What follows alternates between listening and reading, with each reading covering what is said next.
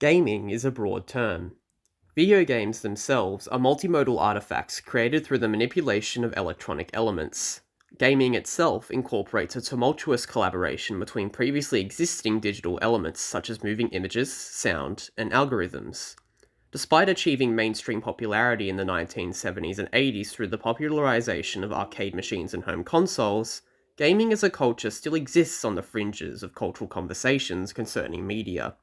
As Adrian Shaw states, there is a pervasive sense of video game culture as separate from a constructed mainstream culture, as something new and different.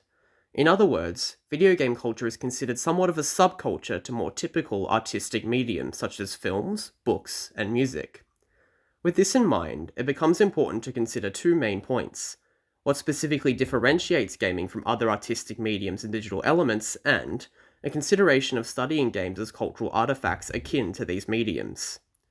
What specifically differentiates gaming from other art forms is this crucial notion of interactivity.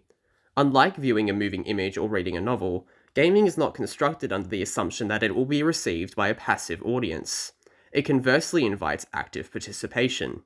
Players are invited into the creative processes of their own stories, solving puzzles, making important decisions, and escaping to and navigating fantastical virtual worlds.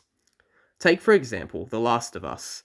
The game itself already tells a compelling story examining themes of life and death, darkness and hope, survival and loss.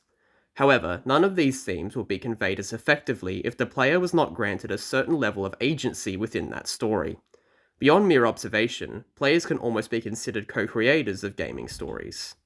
All such stories are brought to life through an intrinsically multimodal approach, enriching the overall experience and distinguishing the media itself from more traditional forms.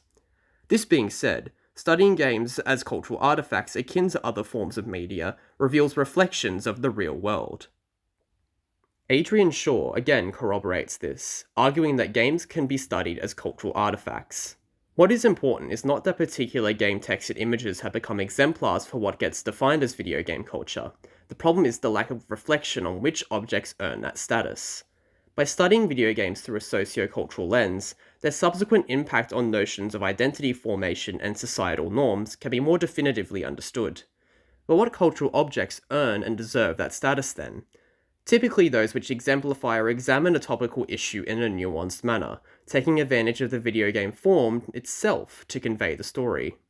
For instance, Undertale is a popular indie role-playing game which subverts traditional tropes of basically attacking everything on sight, and instead encourages player choices through a morality system, allowing the player to spare or kill any of the various enemies. This prompts players in the real world to consider ideas surrounding empathy, ethics, and the value of pacifism.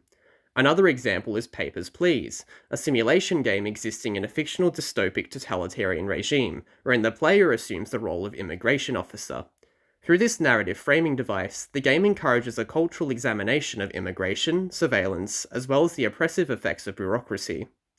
Conclusively, just as we study film and literary works for their narratives and themes, approaching gaming with the same critical academic lens unquestionably enhances an understanding of society's contexts.